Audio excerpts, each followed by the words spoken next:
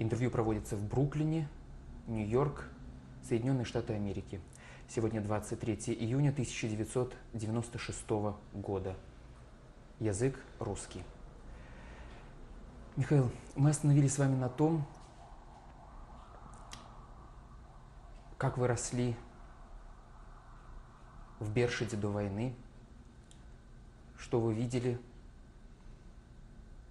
Скажите, пожалуйста, что изучалось вами в еврейской средней школе? Ну, это то же самое, что в украинской, что в русской, только на еврейский язык. Начиная с 3 класса у нас были уроки на украинский, русский. Арифметика это была на еврейский язык. Литература была еврейская, все было еврейское. Только вот урок, а уже с 5 класса у нас еще был дополнительный вот немецкий язык. А это уроки были вот 2 раза в неделю, был вот урок немецкого языка. А то вот каждый день был вот русский, украинский, еврейский. А все остальное, история, допустим, это все было тоже сами книжки, что были вот на русском языке, были на еврейский язык. Допустим, математика, это все решалось на еврейский язык. А потом из еврейской школы вот у нас многие поступали вот в институт, был в Киеве еврейский, до 1937 года. Техникум был в Одессе, в Виннице даже был техникум еврейский, в Киеве. Потому что моя сестра старшая кончила 8 классов до войны, она хотела вот поступить в техникум, готовилась поступить в еврейский техникум, так уже это техникум закрыли. Так она пошла работать, она устроилась работать кассиршей вот, в аптеке. Это до войны вот то, что вот я помню, вот, что закрыли вот именно в 1937 году. Закрыли все еврейские учреждения. Сколько лет вы проучились в еврейской средней школе? 5 лет. С какого года и по какой?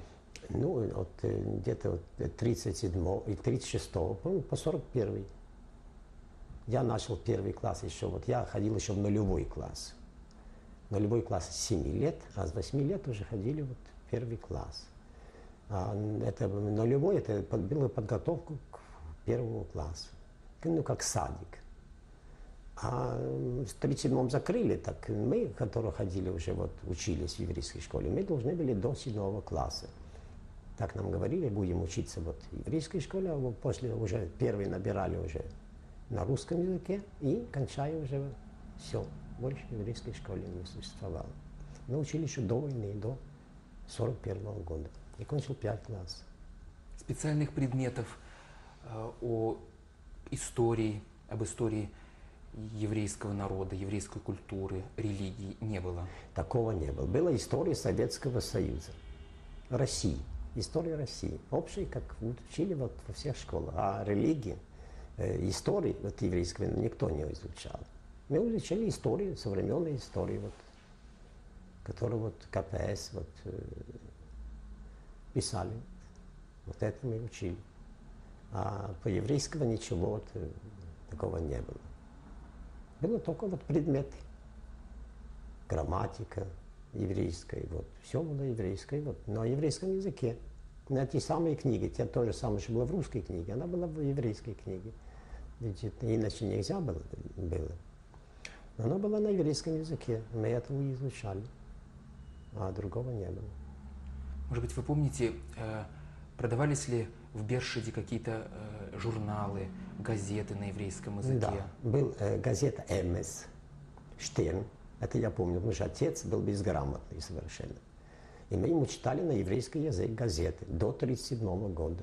Журналы были. Но газеты, я помню, это 2 газеты, каждый день, стоили 2 копейки газет.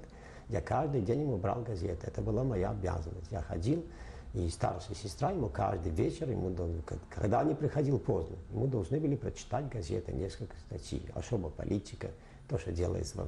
Ведь все знали, что будет война, а он интересовался этим.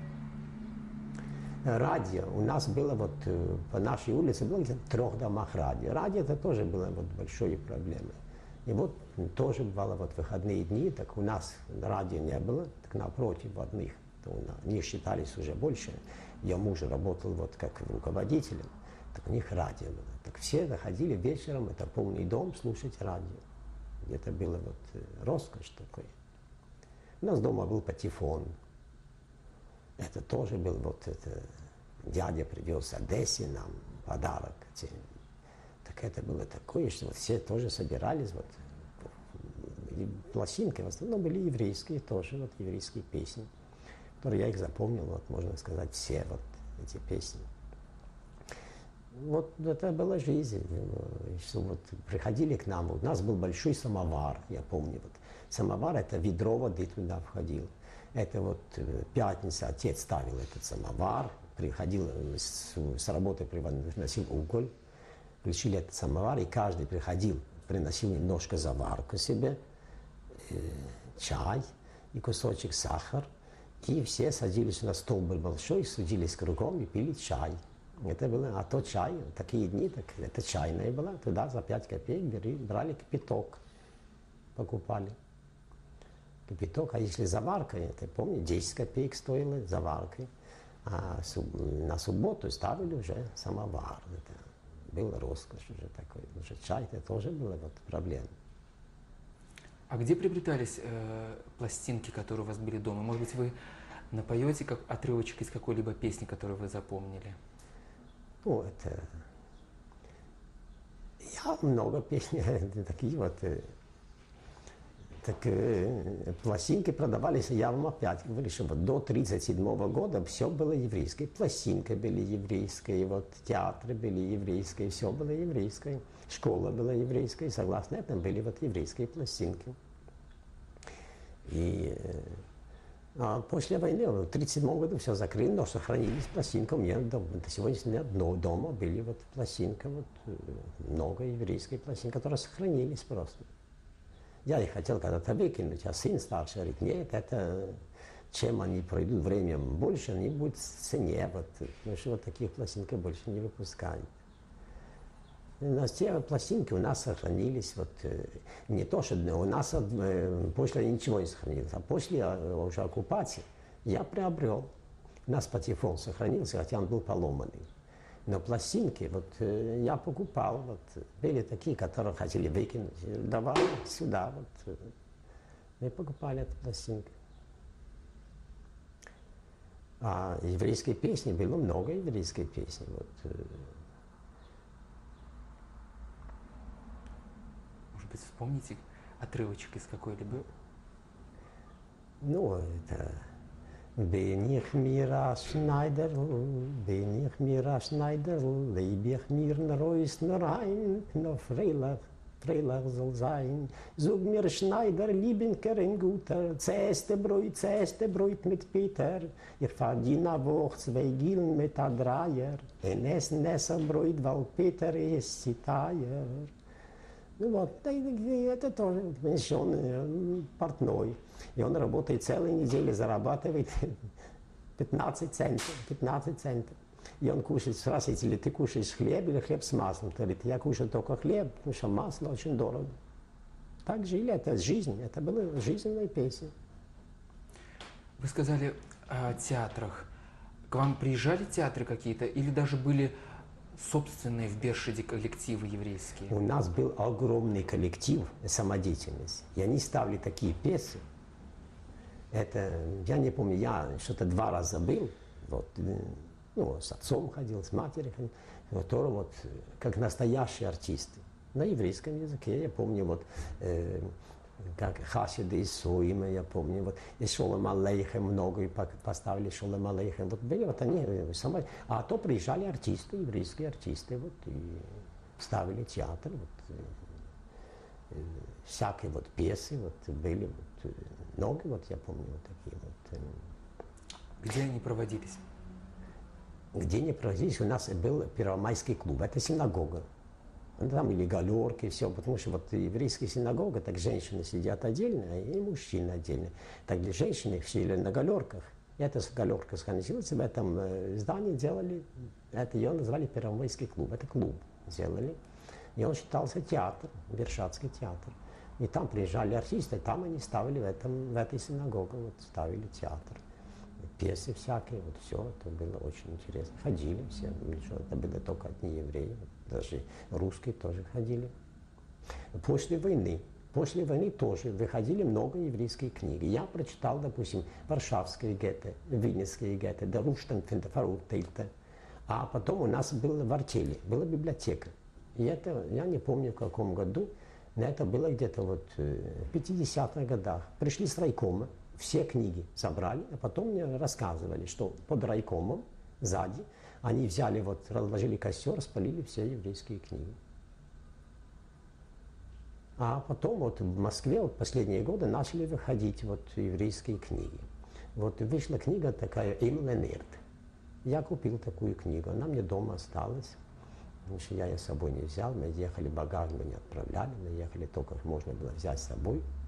Подушку надо было, белье надо было, вот для белья вот пара простыней, пара поддеяльников надо было взять, без этого вот жить невозможно. Вот это мы взяли в 2 чемоданах, что можно было взять? Пара туфель, пара костюм, там все. То, что было, вот мы должны были с собой забрать. Вот это вот было театр, все было до войны, было все еврейское до 1937 года. После 1937 года все закрыли, все уже вот нельзя было. Бершадь — это были в основном частные дома или покрупнее, здания покрупнее, деревянных построек? Что это было? До войны все было частные дома. Ну, многие дома, вот были такие дома, которые вот, допустим, их конфисковали, вот, считали, знаете, когда было вот кулачество, ну, раскулачивали, вот, тот, который имел дом, если был под жесть, хороший дом, он считался кулак, вот, дом забирали, вот. Мы жили тоже в доме, вот этот дом, старый дом, сейчас вот он, допустим, ничего не стоит, а этот хозяин, он был хозяин. Его вот конфисковали, мы жили в этом доме. Вот. А этот дом конфисковали, потому что он держал когда-то чайную, он чай продавал. Его назвали колбасником, что он, может быть, колбасу когда-то делал, я не знаю, но его так называли колбасник. И он чайно делал, куб стоял, вот, ну, где кипятили воду. Я помню, вот его забирали, а вот все вот уже после войны появились вот государственные дома. Кооперативные, государственные. До войны это было только дом, там в Берше где-то такое, ну, все было перерыто. Когда-то, вот, я не знаю, везде катакомбы. Вот где вот возле каждого дома, вот там, где я жил, тоже возле, в 3 местах провалилось. И провалилось где-то 8 метров глубины. И где не копали, строили дом, так обязательно вот настроили гостиницу, нашли такой подвал, он мог стоять еще 1000 лет. И с этого подвала еще ход другой подвал. А потом у нас где был вот клуб пионеров, так я помню, мы лазили туда, так там тоже подвал, из подвала говорят, что вот это здание стоит больше 400 лет. С этого подвала еще подвал вниз. И были вот такие вот лёг, в каждом доме был лёг. Ну, я спрашивал когда-то историю этих лёг, что это за лёг? Он тянулся, вот, может быть, на 15-20 метров вот, мы ходили. Вот. А потом, когда сообщения были, когда-то вот, говорили, что когда турецко-татарское нашествие было, тогда мы строили вот, для укрытия. А вот это вот лёг, так мне объяснили вот так, старые люди, что вот жили люди дома, вот, все бедные были. Вот надо было глину, каждый, все строили из глины. Надо было в глину, чтобы мазать дом каждый год. А глину привозить, допустим, под воду глину, это стоило деньги, а денег-то не было. Так копали вот подвал, каждый вот, холодильников-то не было, все. Копали вот в подвале, начали копать вглубь. И вот добывать глину. И вот с года в год копали, пока углублялись на 20 и больше метров. И потом это было как хранилище. Тогда можно было картошку положить, еще так, ну, подобное. А дома были, вот дом, если, допустим, были квартал целый. И в этом квартале кругом жили, вот знаете, дом, каждый пристроил себе вот комнату и все. И если даже выкопать ямку, чтобы вылить немножко вот это вот помой, не было где. Вот, было вот в одном доме, что жило там вот 20 семей, 15 семей. Понимаете, вот не то, что вот высотный дом, а здесь комнатка, там комнатка, вот так и строили. И да, было только вот то, что вот одна из школы была, украинская школа, двухэтажная, и еврейская трехэтажная. А то таких зданий больше двухэтажных. Синагога была вот эта шикарнейшая, очень красивая синагога. Это было тоже как высотный. Она имела там до 3 этажей. А так в Бершиде больше двухэтажных домов даже не было. Один домик еще, да, был вот напротив парка. Был дом вот это двухэтажный. А то больше таких домов не было. У нас было промышленный. Был сахзавод, пивзавод, потом еще вот спиртзавод, мебельная фабрика. Ну, промышленность была. Там в основном тоже работали, допустим, на мебельной фабрике. Это было в черте вот местечки. Там работали в основном евреи. Столяр. А на сахзавод это уже далеко, это 3 километра. Там работали в основном. Ну, там евреи тоже, там пара, 2-3 человека работали. В основном там работали уже русские, там сахар. Когда-то это была частная собственность хозяина, когда-то. Это вся Бершадь, вот это был один хозяин, Юревич. Этот Юревич, когда пахла революция, так он продал одному Сабанскому, это помещик. Он жил в Сумовках. В лесу у него был огромнейший дворец. А возле речки, вот там, где жил вот этот Юревич, ну, я не помню, но мне отец рассказывал, потом развалины еще были. Был дворец, это мрамор и стекло. Это был красавец. Но революция, это был лозунг. Мы все разрушим, наново построим. Мы разрушили все, каждый себе тянул домой, разрушили все. Я помню, за мое время, что скульптуры такие были возле речки. Это что-то, и львы, и всякие, вот, знаете, и там канал был. Один мост, второй мост. Ведь вот этот канал, вот вода циркулировала, там плавали лебеди. За мое время уже нет, но рассказывали. А потом, вот, после революции, этого Сабанского, вот, его сразу посадили. И он начал докучать, вот, по рассказам. Вот, а уезд у нас был, вот, Ольгополь. Так в этом Ольгополе его кинули вот, в туалет, головой в туалет его утопили, потому что он искал справедливость у советской власти. Это, я помню, рассказ в Бершаде, то, что происходило в Бершаде. А во что вы играли, будучи, в Мы общем-то, еще играли, ребенком? как все дети, мы играли войны, мы копали всегда землянки, мы копали вот хода сообщения. И во время оккупации вот очень-очень многие прятались в этих, вот, и многие выжили за счет этих землянок, что мы вот тогда вот строили. Мы землянки, потом на землянке накрывали ход, прятали дерн, вот там это было как, мы подкапывали, вот, ставили стойки, ну, как все дети, камни играли, вот. У нас были 3 команды, мы одна команда с другой играли в футбол, и вот другие игры. И в войнах играли, камнями кидались. Вот, как все дети вот, во всем мире. Михаил, а сталкивались вы уже тогда, до войны, с какими-то признаками антисемитизма? Было ли такое? Ну, было. Ну, особо вот, ну, я сталкивался с кем? У нас дедом был. И вот этот дедом всегда с нами воевали, всегда вот они, жиды кричали и тому подобное. Но мы вот защищались вот от них. Всегда вот они набеги делали на нас. А так, со стороны, вот, я помню, вот 35-36 год, за слово «жид» давали, допустим, месяц или 2 месяца тюрьмы. А после этого никто внимания не обращал. Обзовут, вот, тому подобное, кто внимания обращал. Вы помните, были ли в Бершаде какие-то признаки еврейского самоуправления, может быть, еврейские суды, куда отец, например, ваш мог пойти решить спорный вопрос? Да, но это было именно еврейское. Был Дайен, его называли Дайен. И мой отец когда-то обращался. Ну, конечно, он решал несправедливо. Вот это, ну, решилось тем, что вот, что был Дайен, был Руб, Равин, как его называют. Была синагога должно быть управление, было. Но чтобы это была организация особая, это была еврейская, чисто еврейская организация. Чисто еврейское, которое должно быть.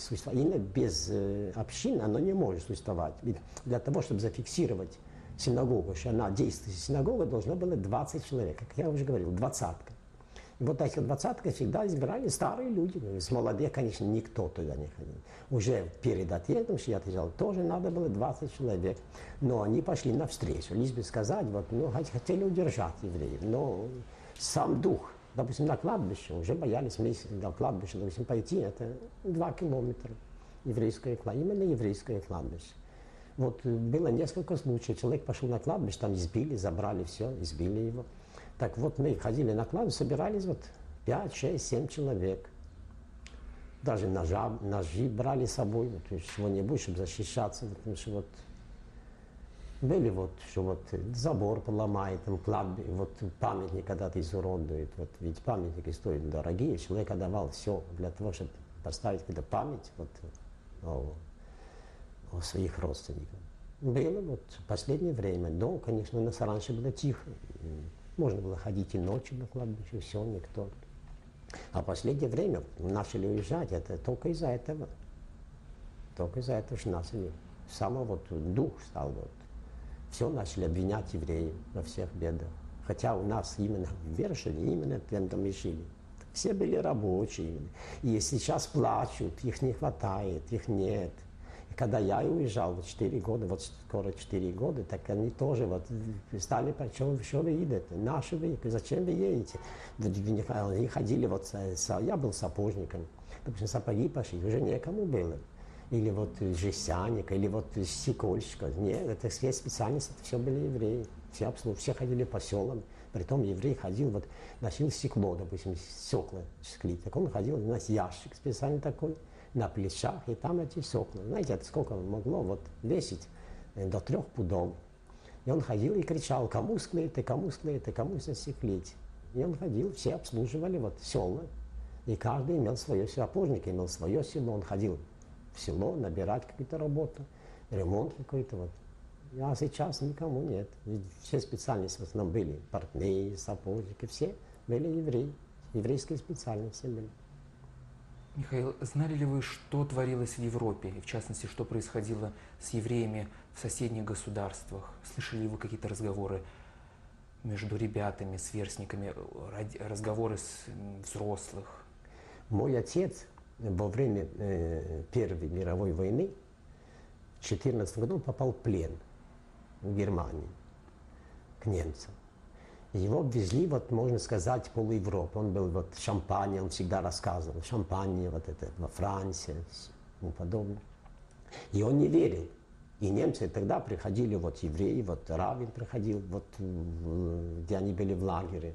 Их брали на работу, на праздники приходили, вот их брали, евреи брали их вот к себе вот на праздник, на Пасху, чтобы они вот чувствовали, что они среди евреев.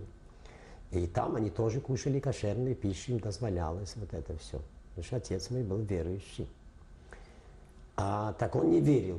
Когда писали нас в газете, что вот немцы вот преследуют евреев, все, он не верил этому. И он сказал, что немцы, мол, цивилизованные люди, не может быть, он детей не тронул. Он знал, что мы не сможем эвакуироваться. С кем? Куда? Он знал, что мы останемся. Он, правда, нам привез вот зернышко специально, чтобы мы могли смолоть немножко муки. Он привез кукурузу. Потому что у нас каждый год был ящик такой, и отец. Все боялись голода, все годы это, боялись голода. И вот осенью он насыпал целый ящик кукурузы. И эту кукурузу, вот в случае чего-нибудь, голод, чтобы можно было, чтобы не умереть с голоду.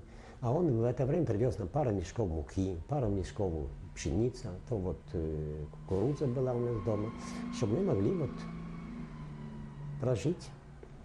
И это помогло определенное время, нам помогло вот это, то, что у нас было, мы вечером смолим, немножко вот муки, вот круп немножко, сварим кашу или вот, как его назвали, жондера или вот мамалыгу, мы могли выжить. Это первое время. Что произошло с вашей семьей, с вами в первые дни войны, когда началась война? Ну, вот началось, вот я помню, вот мы встали утром и вышли на улицу, услышали война.